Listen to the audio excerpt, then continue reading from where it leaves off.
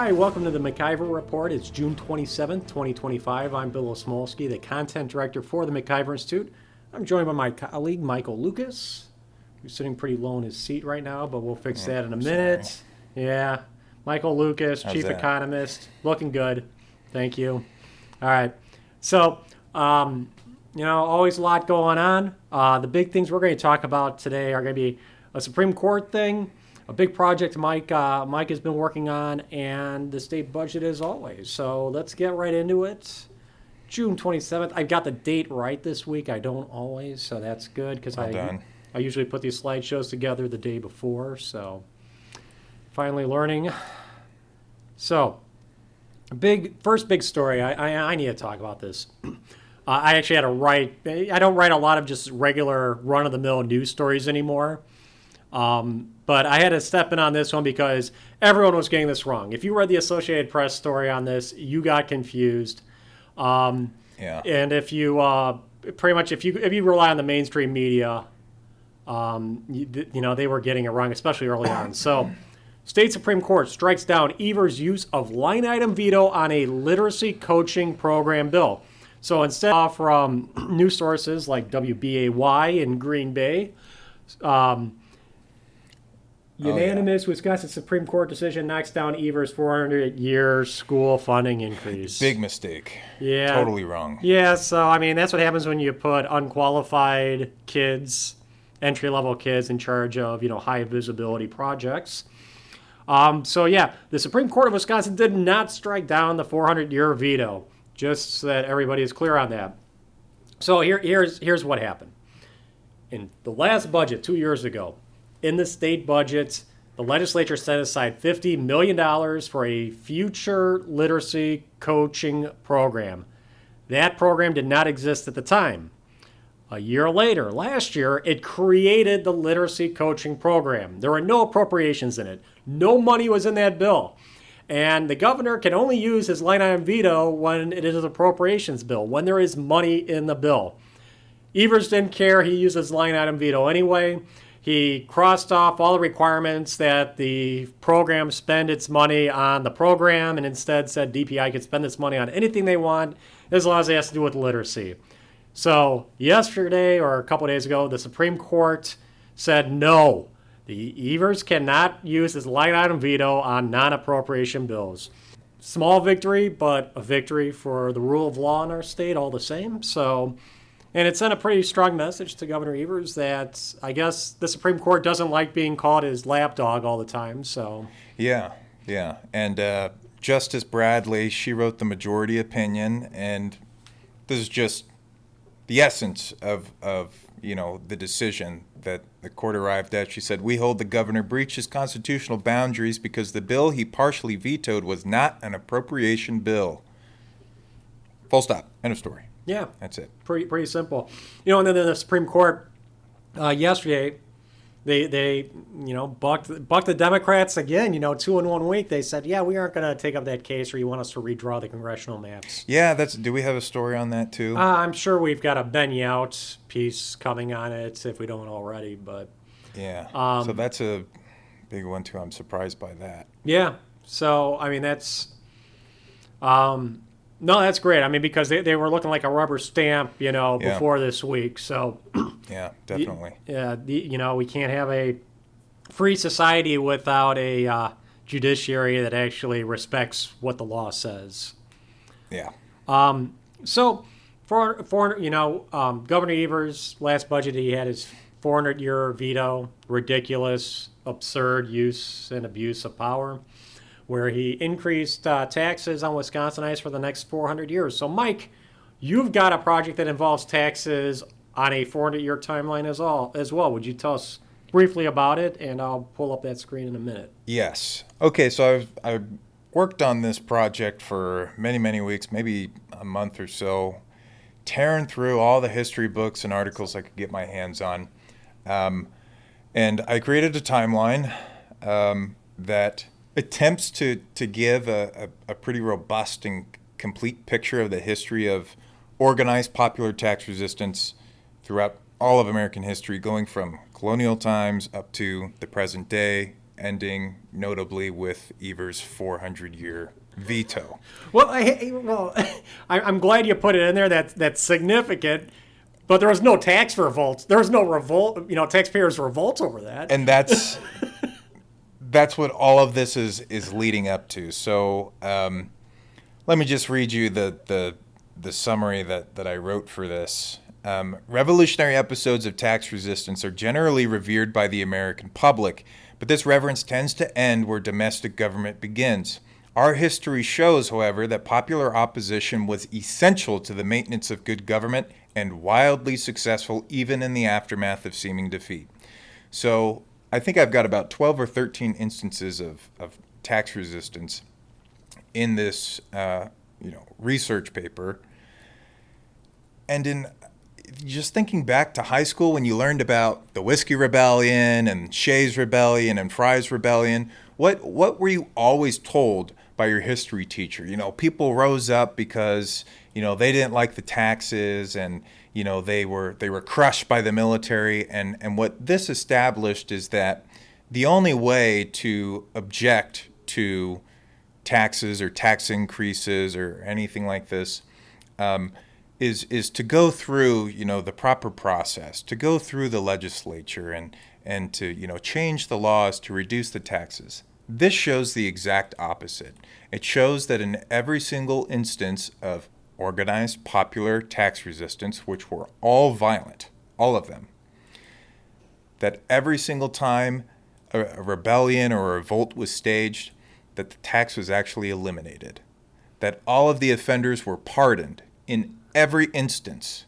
People who stormed legislative chambers, who arrested sheriffs and governors and colonels, right, and lynched them in public and whipped them and beat them. And we recoil at this, right, because violence is not considered a proper or appropriate means for changing government. But what you have to understand in each of these instances is that they were dealing with true tyranny. And the threshold for tyranny, this is interesting, was much lower than what we would consider today. For us, tyranny is North Korea. It's Mao Zedong. It's Stalin. It's Lenin. It's Hitler. For the Americans in the first few centuries, a tyrant was someone who took 30% of your income. How much of your income do you lose today? I think I lose 30% just of the feds. Right. That for our ancestors was unjust rule. Yeah. And I don't know if you can scroll on this. I'm actually scrolling on a different window right now, and no worries. But there's a lot to be learned. It's fascinating in the first place, but there's one instance in here.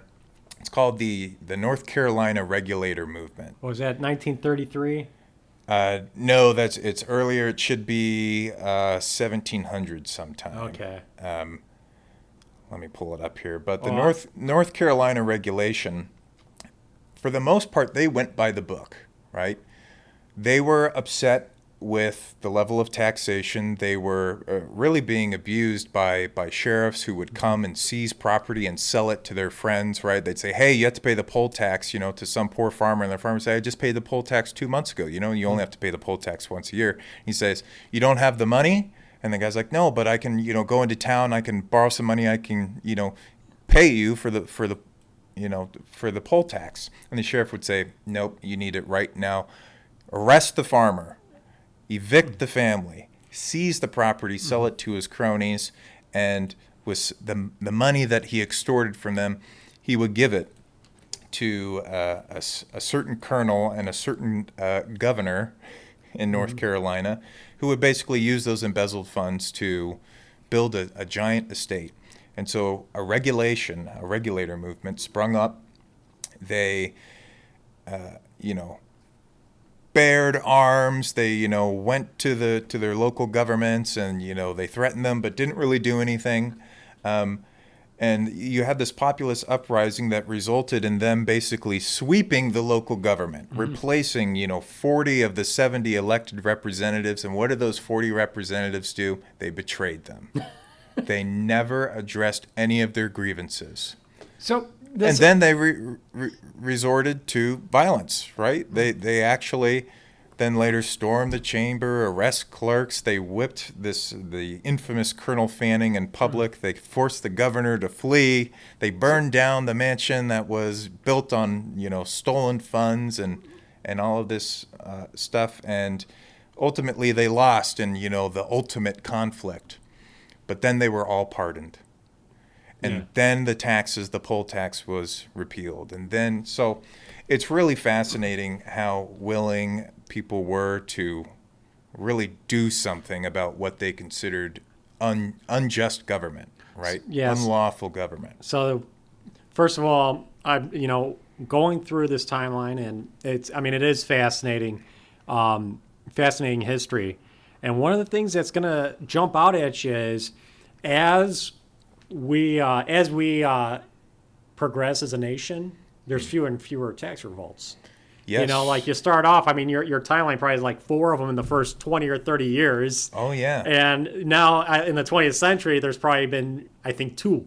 and 1 in the 21st century, and not even a real. I have exactly 2 in recent history. One being in the 70s and 80s during the Carter Reagan years. And then around the Tea Party movement, right? And those are markedly different from any of these. But look at the results, right? Those were nonviolent, protests. Well, yeah. And they had good effects. But we can't even get nonviolent protests anymore for tax revolutions, much less, people actually up in arms over this stuff. Right. And there was something else that I wanted to. Well, to you add, you mentioned too how like people were really upset about their taxes. Yeah. And they went and they elected new people to take care of them, and the people didn't take care of them, and then they took matters in their own hands. Society has changed so much since then, and I'm glad. And this timeline, I think, really showcases that. How, first of all, our threshold for taxes is insane now. You've seen the memes, where it's a Revolutionary War soldier fighting for over a 1% tax increase, and we're paying 40% of our income in various taxes. Yeah, and depending on where you live, if you're California, Illinois, Hawaii, expect to lose 50% of your income. Yeah, people are happy. Well, and I've talked before how like nobody knows what they pay in income taxes because they don't. It just comes automatically out of their paycheck. And all they really pay attention to is how much they get back. So they have no idea what they're paying. You think you're getting money, right? It's like, no, we're returning some of what we took from you. So, and that's easy to find because it's actually written on a document that says how much exactly you paid. Yeah. People have no idea how much they're paying in all kinds of different sales taxes and excise taxes and user fee taxes. And just go through your phone bill sometime and look at all the weird fees and taxes you're paying. Right.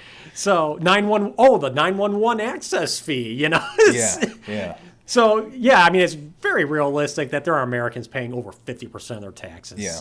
But this history, what it really shows is it really shows how we as a culture, as Americans, have changed. We are no longer like, the settlers, the colonists who created this country. We're like everyone else. We're just like Europe. Yeah. We're willing to put up with virtually anything. Yeah. Anything at all. And when you look at this, you not only respect these people for being involved, right? But for their commitment to their principles, their commitment to what it means to be free and how valuable it is. James O'Keefe, who ran Veritas, right? Yeah. The journalist organization, right? A couple months ago, maybe, he was giving a talk to a room full of journalists, and he asked them, what is your price, right? If you uncover a story and someone comes to you and asks for your price, what is it? Is it $100,000, $1 million, $1 billion? If you give me a number, then you can be bought. For me, my price is my life. Right? Yeah. I am willing to die for this. And that's what we see from our ancestors, which is that freedom was the most precious thing, right? Government, ruled by the people, for the people. A government based on consent was of the utmost importance, that people were willing to die and sin in order to preserve that, in order to enjoy liberty. Yeah, and people today are not. I mean, lockdowns are just the undeniable proof of this. There was no resistance from anyone. Yep. And the result is millions of deaths, thousands of people arrested and jailed and fined whose lives were ruined because they were not willing to say to a tyrannical government, it was tyranny. It's undeniable. They violated the Constitution every single day and forced you to stay inside your home and forced you to lose your job and took all your income and injected you with an experimental vaccine to the benefit of cronies who owned them. And we did nothing. So COVID-19 is a great example, because I was going to point out how the cultural and societal values have changed. Because back then, you had a small group of people in North Carolina standing up to the government. Yeah. But it wasn't like they were outliers. Everyone felt the same way. Those were just the ones that were standing up. So like during COVID, you might have people that were trying to push back, but society and culture in general said, no, safety is more important than your freedom. So all of society came crushing down on them. Yeah. And there's a great book. It's called Domination and the Arts of Resistance, where it talks about all the different ways that, subcultures will resist to domination and essentially win freedom for everyone, right? Not just for their group, but how their acts of resistance are a benefit to everyone. COVID was a really good example. When it first started, I was still living in Michigan. I was going to the grocery store, and they had someone at the door, and they said, "Sir, you can't come in without a mask." So I went and got my stupid mask, right? Put on my mask, walk inside. As soon as I get inside, I take the dang thing off, right?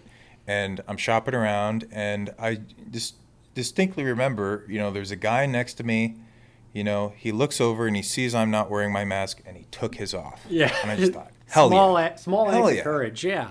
Right? Well, it's And eventually, that grocery store, they no longer stationed someone at the door. They didn't enforce it anymore. Yeah, well, I mean, most people, right? Yeah, because it's about peer pressure, when yes, because the person at the door doesn't want to be standing at the door telling people you can't wear a mask either. So it's right. whatever the culture, whatever society has pushed them into is what they're going to do. And when you don't, resist in these small ways, right? The majority of people could actually agree with you, right? Yeah. But given the messaging, the propaganda, they think that they're the minority. Oh, yeah. So a single act, right, can snowball and, reveal to you that, I'm not an outlier. Because no one wants to be on the outside, right? No one wants to be, they want to be in the in-group. Yeah. Right? But you have to resist in instances like this in order to signal, to communicate to people that you're not alone. Yeah. Right? You have to say something. You have to do something. That's what these people did. Yeah. Did something. And that was mass civil disobedience. Yeah. There is no such thing anymore as spontaneous mass civil disobedience. I've been in Madison for a long time, covering all kinds of protests. There's no such thing as an organic protest. Yeah, it's all contrived.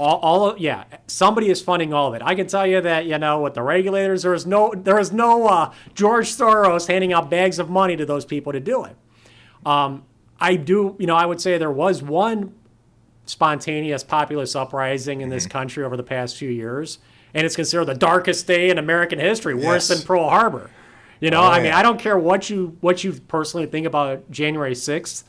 That was no, dark money funded and fueled, riots. Yeah. That was people that were personally and genuinely pissed off and rising up, and had they had money behind them, none of us would remember it.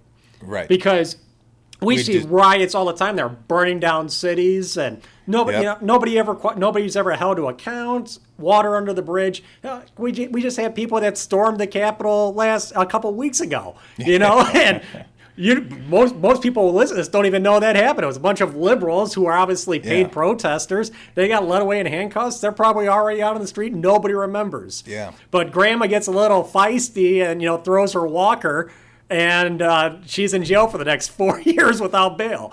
Yeah, it's in my opinion, it's super important to resist to whatever extent you're comfortable with. Obviously, you need the moral high ground. Yeah, probably don't storm. You need the moral high ground. Probably don't okay? storm the Capitol, and you need the moral high ground. Yeah, refusing to wear a mask. That's something really easy. And if you can't just put up that level of resistance, you're cooked. Right. We're cooked. Yeah, and going back to the threshold for tyranny, the reason why that is so essential is that acts of resistance need to be done before Hitler comes. They need to be done before you get a Stalin. Yeah, that's right. Absolutely, because you do not want to let it go on. Yeah. As so long that you get to that point, because at that point it's going to be really hard to organize. Really hard to resist. Well, and here's the thing: is the tax tolerance. Like I said before, it's just so high right now, and I see posts all the time on social media. Property taxes are too high. I always, my personal position is no, they aren't. Property taxes are not too high. They aren't too high until a group of you show up at your city council meeting or your school board meeting and say taxes are too high. As long as all you want to do is sit at home and complain on your keyboard about taxes being too high, they aren't too high. Yeah, because you're not willing to do anything about it. Yep. A Facebook post is only going to go out to your peers, and you read people complaining about it. Like no one says, let's all go there on Thursday, right? Yeah. Make our voices heard. No one does that. No. Like, oh, this is so dumb. They're all crooks and scum. There's no point. Right. Yeah, what are you going to do? So, Yeah. I mean, if you can't elect people in to public office that are going to keep property taxes down, if you can't show up yourself to a board meeting every now and then and say, hey, don't do this, don't raise my property taxes, you got no room to complain. And until property taxes are so high that people are willing to do that, they aren't too high. Yeah. Your price, everyone can establish your price, but I would say, your price needs to be your life. Thomas Jefferson agrees. Okay. Remember his quote: "From time to time, the tree of liberty must be soaked with the blood of tyrants and patriots." If Thomas Jefferson were alive and he saw January 6th, he would have hated it because you didn't do enough. Yeah, that's right. He would have, but he would have liked it in principle, saying that that's a good thing. Yeah. Every once in a while, the state needs to be reminded of their proper position in society, which is as a subordinate, as a servant of the people you represent. As soon as they think that they are the rulers of society, the shapers, the makers, then you've lost liberty. Well, and again, getting back to cultural values, it wasn't like those people did that thing in D.C. and everyone who wasn't there was like, yeah, right on. Right. All of society said what you did was wrong. Yes. The government is right, and you people that are upset at the government are wrong. Yeah. So, yeah, that was we are not our ancestors. Yeah. So please check it out, and I especially want you to read two instances in this timeline. The first is in 1828, the Tariff of Abominations and the Nullification Crisis. Incredibly important moment in history because it anticipates the Civil War. Not technically a civil war, it's a war between the states. But then the second one is in 1933, the Iowa Farmers' Revolt. That one is one of the most absurd, awesome, ridiculous instances of resistance I have ever seen. And it is shocking. But at the same time endearing. Yeah. Well, I won't spoil it. You got to read it. Right. Now, I just want to say one more thing about this, because you're saying, what is the cost of this? My life is my price. I'm more thinking more of the equilibrium. What's the you got to do the cost-benefit analysis, right? You got to ask yourself, what does it really mean to me? Well, you see, I don't look at it like, I'm going to go give up my life for this. Right. The real tipping point is this worth me getting off the couch and not watching Netflix tonight? Yes. To go complain about. Yeah. Ask yourself the question, what does it really mean to me? Whatever it is. Yeah. Property taxes are going up, or that they're, blah, blah, blah, whatever. So those aren't, I guess my point is, those aren't really property taxes. Those are not being involved taxes. Those are watching Netflix all night taxes. So. But when the stakes are small and you're not willing to get up off the couch and miss out on a Netflix movie to object to something trivial, you need to be honest with yourself and acknowledge that it's just not that important to you. Yeah. You don't really care if your local government oversteps in this one area of life or something. Yeah. But understand the cumulative effect of that is the degradation of liberty. The reduction in your income, your personal freedom, and your quality of life. Yeah. And that you accept that cost. Yeah. What are you going to do? Next thing you know, you got to pay $50 to participate in a backyard chicken pilot program to determine if you can have a backyard chicken. Yep. There's a little local tyranny right there that would be easy to crush. Yeah. People not letting you keep chickens in your backyard. All right. So moving on. State budget. We got to talk about this. So I should start by saying, there's an artificial date being thrown around, July 1st. Mm-hmm. So right now it's June 27th. In 4 days, it is July 1st. The end of the fiscal year is June 30th. So on July 1st, technically the next budget is in effect. It's really a meaningless deadline because in years past, the budget is rarely signed by July 1st. It almost never happens. And what happens instead is whatever the funding levels were before July 1st, that's what the funding levels are until the next state budget gets passed. So the checks that went out the week before July are the same amounts of the checks that go out the week into July. Yeah. So no big deal. No need to rush, but the legislature is rushing because the Democrats have very effectively said, July 1st is the deadline, we don't have a budget. And the Republicans, instead of saying, July 1st isn't the deadline, we're going to get the budget done. When we get it done, we want to get it done right. Yeah. Instead of saying that, they said, oh, no, we can make the July 1st deadline. So now they're rushing, they're racing, so... Well, aren't they also threatening that if they don't get it done by the deadline, that they're going to, sue and, ask the Supreme Court to make a budget or something? I don't know if they're getting into that. I mean, that's the obvious strategy. I think they're more right now just trying to scare people into thinking that, their Medicaid checks are going to end or something. Got it. Yeah. So right now, Joint Committee on Finance, JFC. I know it's confusing. We were talking about that earlier, Mike. Mm-hmm. JFC, executive sessions. That's where they assemble a budget piece by piece. Today might be the last day. So it is currently 12:40 in the afternoon on Friday. The Joint Committee on Finance was supposed to meet this morning at 10 to get working on the budget. And they pretty much have everything on their agenda. What always happens, this little inside stuff, but what always happens is all the reporters gather in the chamber for the committee meeting because there's always a press conference, and a staffer comes in and says, it's pushed back till noon. Noon came and went, and the staffer came in and said, pushed back till 2 now. So I've been there before where, it should have been at 10 in the morning. It starts off at 8 o'clock at night. Now, here's the other thing is they've got a lot on their agenda. They've got it's 2 pages long of just different major programs that they're trying to get through. In the past, that committee could be there till 4, 5, 6 in the morning, especially if they start late. They stay and they debate until it's done, and the minority party gives all their speeches, and they don't care how late it is in the day. So I've noticed this time around, though, they have not been, these have been really short executive sessions, a couple hours at most. So what I anticipate happening, and I know I'm taking a little bit of a risk here because by the time this gets published, it'll all be said and done, but they're going to breeze through it. Yeah. I mean, they've been breezing through everything. There's no reason to think that they aren't going to breeze through the stuff that they have to deal with tonight. So the stuff that they're dealing with tonight is health services, children and families, a lot of other, and each of those programs are each of those departments is several lines long. When I looked, like I said, I think there were 30 different specific items that they were looking to take up, but yeah, I feel like it's just going to get waved through.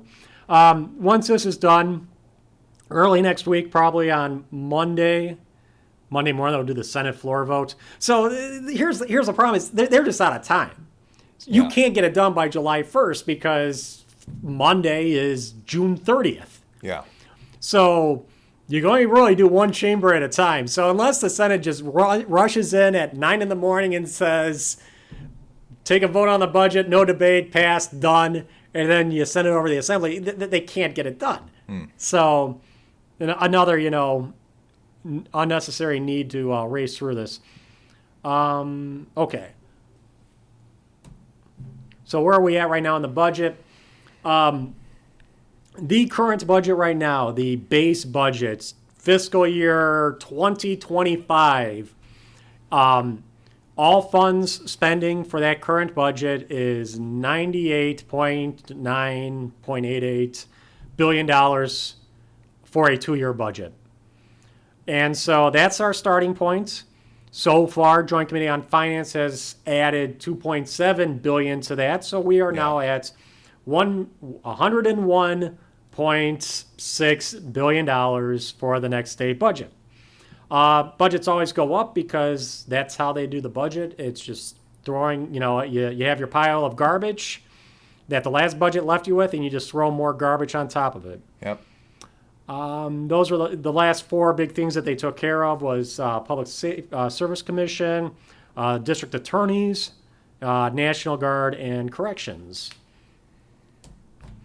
Tax cuts. So we talked about this a little bit last time, a couple weeks ago, but I just want to point out,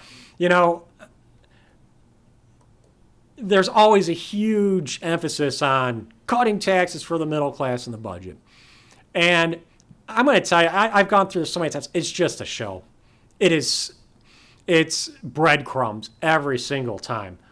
So you see, like, Evers isn't going to agree to a giant tax cut, whatever. So they're adjusting the brackets a little bit just so they could say that they did a tax cut. Mm-hmm. And it's going to come out to, what is that, like $643 million for the biennium. So $320 million a year is what this is going to cost us. Median family in Wisconsin makes $80,000 a year. For that family that makes $80,000 a year, this tax cut is $150 a year. $150. That's nothing. That's a pittance. Nice. So, we've been talking for years how Wisconsin needs a flat tax. They need to really slash the income taxes or slash property taxes or slash some taxes. Yeah. And, every single budget we get this. It's $100, $80, $150. But you've already cumulatively increased spending by $2.7 billion over the last biennial budget. And so remember, $1.35 billion a year. Well, and remember too, this is a moving target.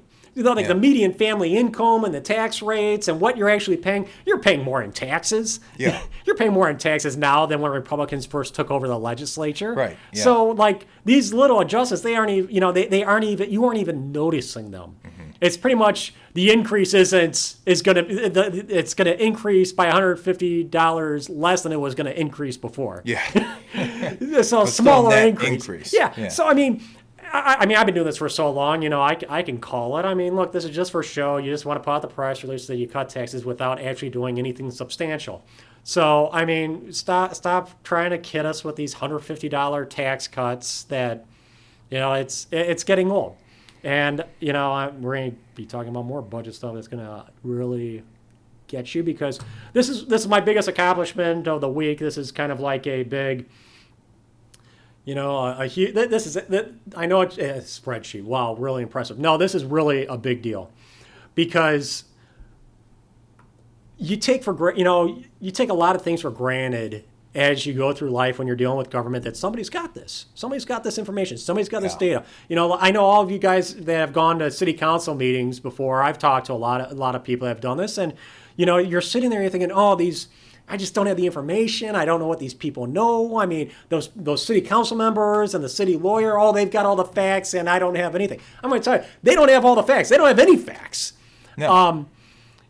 Not only so, I mentioned the state budget's like a pile of garbage. Every year they throw more garbage on top. So for the past 16 years, I've been digging through that, trying to get to the bottom. Yeah. Well, 2 weeks ago, I got to what should have been the bottom of the pile. And there was no bottom. There was no bedrock. It was just more garbage. And I'm thinking, okay, I want to see the spreadsheet. I want to see the spreadsheet of the whole budget.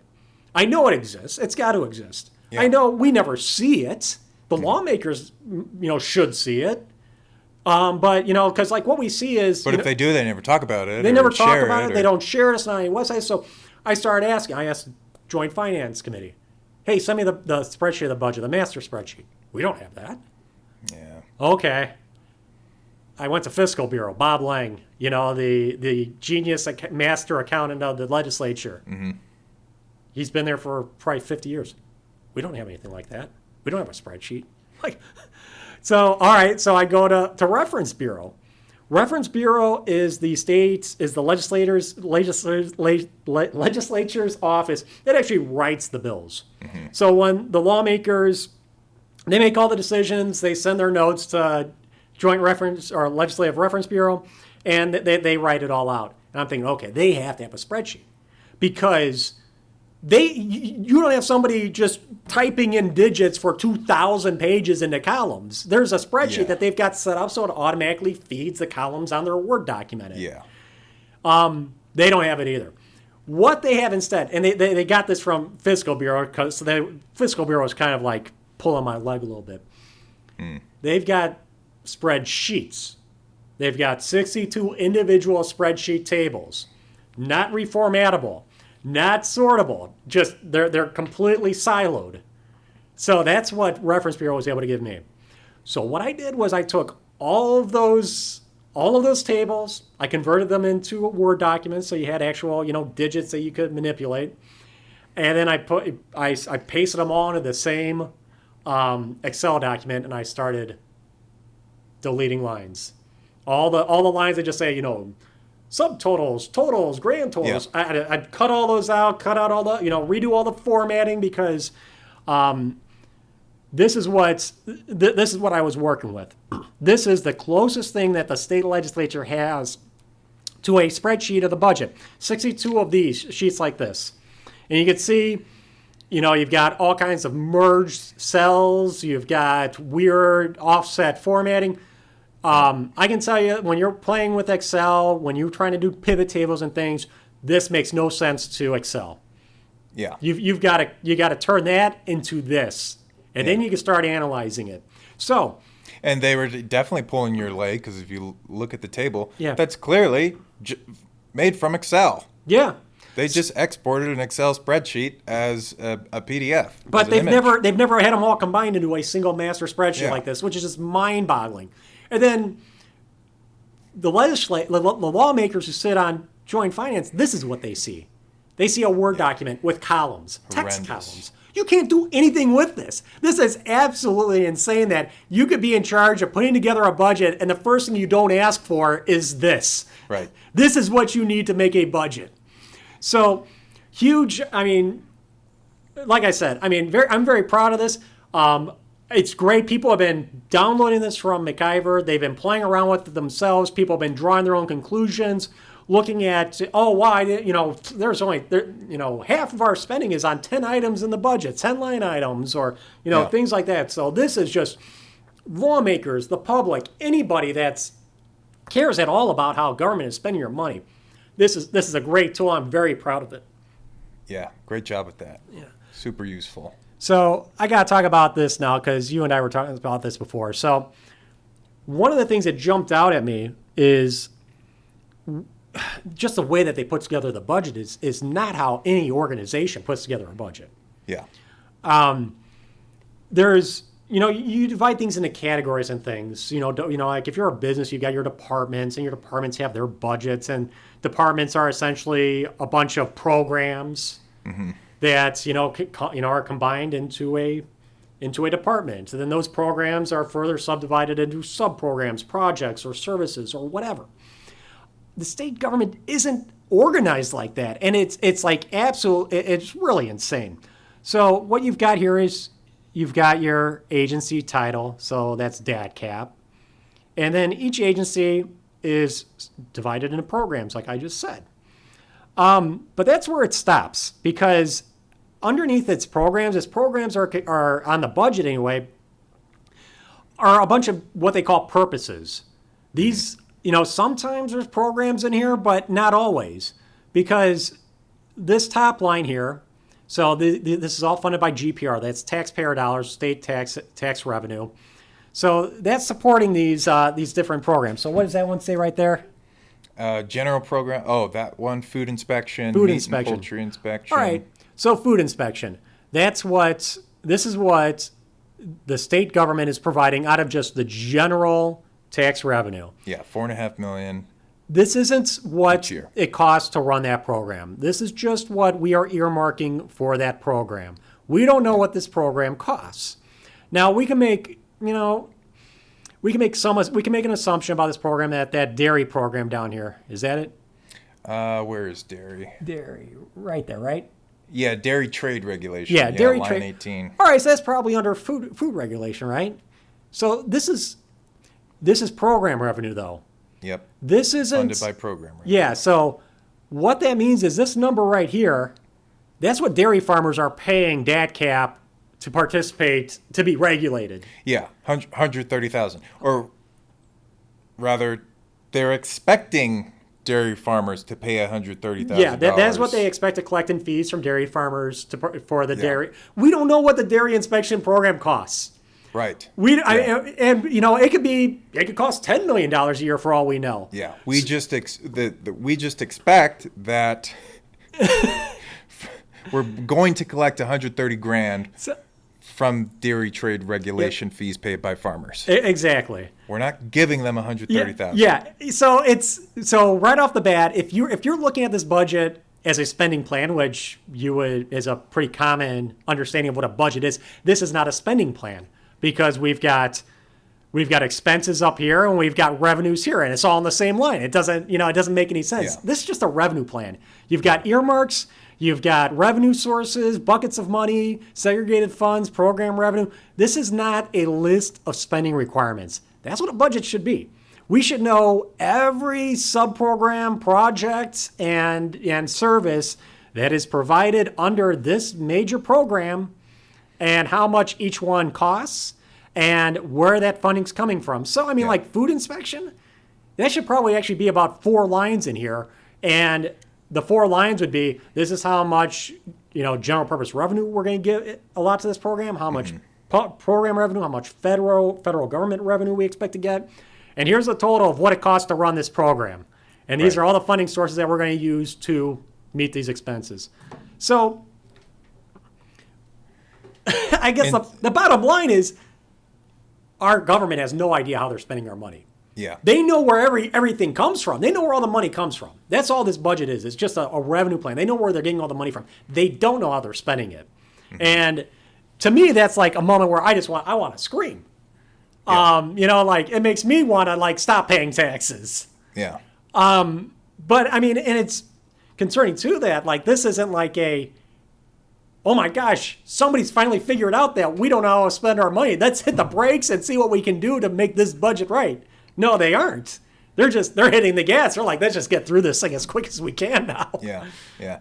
So, bottom line, the budget needs to be an appropriations and expense report. We need to know how much it costs and how much money we're willing to give to each thing within within the budget. Yes. But instead, this is a wish list. Yeah, it's like just a pile of pork. These are earmarks. These are buckets of cash. But we want a list of everything that government wants to spend our money on, how much it's going to cost to do each of those things, and where you're going to get that money from. What are going to be the individual sources for it? And just sort of intuitively, if you look at food inspection, right, line number 7, they're going to give $4.5 million of GPR for the purpose of food inspection. Does anyone really think that it only costs $4.5 million a year to inspect food in a state of almost 6 million people? Well, so here's the thing: is they never go back and see what it costs to do that. Right. It's like the next budget request come out, it's just going to be, this is how much you gave us last time from GPR, so we want 5% more for this next time. Right. Yeah. So But looking at it, it gives you the impression that, oh, it only costs us $4.5 million a year to inspect food. Exactly. Especially if you look at this as a spending plan, you're going to think, yeah, that is what that program costs to run. Yeah, yeah. So I've got, my big conclusions on this story. I'm just going to read out the paragraph. What does this all mean? First, the state only knows where it gets its money from. It really doesn't know how it spends it. Second, the legislature doesn't have the basic tools it needs to make informed decisions about the state budget, such as a complete listing of spending requirements or a master spreadsheet of the budget.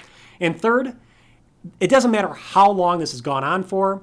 The state budget's writing methods are completely unacceptable, and it needs to change right now. So yeah, we're in big trouble. Locally, state level, federally, the money, the pork, is the source of all that ails us. The only way you get a manageable government, going back to the timeline that I made, is to limit the amount of money that the state has at its disposal. Yeah. Right? Well, because that's how they're able to do everything that they do. Yeah, and it's like they don't, what we've talked about here, I think, is like really, crazy stuff. Yes. And I mean, it's not like this is conspiracy level stuff. This is like stuff this is what, we're laying out the documents. This is how our government makes decisions. And, people should be really upset about this. Yeah, this is quintessential government inefficiency that all the great philosophers and economists, have talked about. Yeah, that's right. Because you always hear, you hear about the pundits, oh, government's inefficient, it's ineffective. Nobody can ever explain to you exactly how it's ineffective and inefficient. Right. That's what we've just done here. Of course it's inefficient. They don't have the requisite knowledge to be efficient because they don't keep track of what they spend money on. But, how much everything costs. But so, the reason why we're in such a big mess right now is because, obviously, as we described, the budget, just the way the state manages its money is a complete disaster. But also, nobody in the government cares. There aren't lawmakers saying, whoa, this is a big problem. Holy cow, we got to do something about it. Nobody cares. And so it's just going to be, with the Marquette Law School poll. Oh, we want the government to cut taxes. And most people in Wisconsin want the government to cut taxes, and they want the government to pay for all of child care too. So, I mean, how do you work your way out of this mess? Yeah. And, that actually brings us to the last thing I wanted to talk about briefly is, child care is a huge debate right now. They're probably going to, I don't know, joint finance, they're taking up the Department of Children and Families today. Maybe they throw a bunch more subsidies into child care. People in Wisconsin, Marquette Law School poll, they want the government to pay for all their child care. They want, mom and dad want to go off to work. They don't want to pay for somebody else to look after their kids. They want the government, they want you and me to pay for their kids' child care. And it's their child care is too expensive. The average, the median family is paying a third of their income on child care. Mm-hmm. There's something like 5,500 child care providers in the state. They're all going to go out of business if the government doesn't subsidize it more. So, Wisconsin, we started subsidizing child care in earnest back in 2020 with the COVID relief money. Supposedly, since then, over those past 5 years, we've given $880 million in subsidies to the child care industry. Yeah.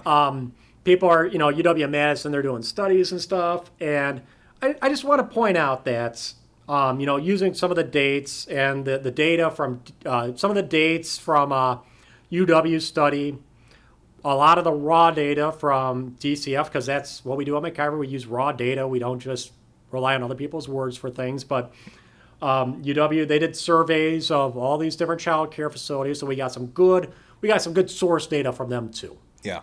Over the past 2 years, the state of Wisconsin has subsidized the child care industry by $250 million. Over that time, less than 2% of child care providers have lowered their tuition rates. So, this is a money pit. We are dumping all this money into subsidies for the child care industry and supposedly to make it more affordable, but nobody's lowering their tuition rates to make it more affordable. Mm-hmm. Personally, I think we should spend $0 on child care facilities. Yeah. You shouldn't be spending a third of your income to let somebody else raise your kids. And if you go to the DCF's website and you look at these child care providers, 60% of the child care providers in the state are substandard. Substandard quality. 2-star, 0, 1, or 2 stars. According to their own metrics. Yeah. Quality daycares are considered 4 or 5 stars. So 3 is kind of like the bare minimum to squeak by. Right. 60% of the daycares in the state don't even make that 3-star minimum quality standards. So you're putting your kids in those places? Your job is that important? Your extra vacation at Disney World is that important? You're going to put your kids in those dumps? And then you want me to pay for it? No. I'm not interested in that. Your kid, that's not what's good for your kids. It's not what's good for the state. It's not what's good for your families. And yeah, as a taxpayer, I'm not interested in supporting it either. Yeah. So that's my rant. But I know how the legislature is going to take that. They're going to take it the same way that they took the spreadsheet. So Yeah. any parting words of optimism? Of optimism? Oh, yes, absolutely, I do. Good. So I guess we could talk about it in more detail next week, but Monday I have a perspective that'll be published early in the morning, and it's actually about a win that we experienced here in Wisconsin. So not all doom and gloom. Yeah, it's a big win for private property rights, and it really sticks it to local zoning boards. Just to whet your appetite, a group of people got together and tried to sue a developer for attempting to replace an abandoned hospital with multi-purpose residential housing units. And people in this area did not like that, so they filed a lawsuit, and the court ruled in their favor. But it was overturned on appeal, and it went to the Supreme Court for their consideration. All right, we're gonna cut it there. And we'll fill you in on all the details on Monday. We aren't doing a podcast next week because it's the 4th of July. Oh, that's right. So we have to wait even longer. Yeah, just give you more time to read it. And that's good. Yeah, read it over your long weekend. So hey, from the MacIver Institute, thanks for joining us this week. Sticking with us as we ranted a little bit at the end here. Hope everyone has a great 4th of July weekend. Put all this stuff down. Put out of your mind for at least a day. Enjoy your parades. Yes. And we'll catch up with you a couple weeks from now. All right. See ya.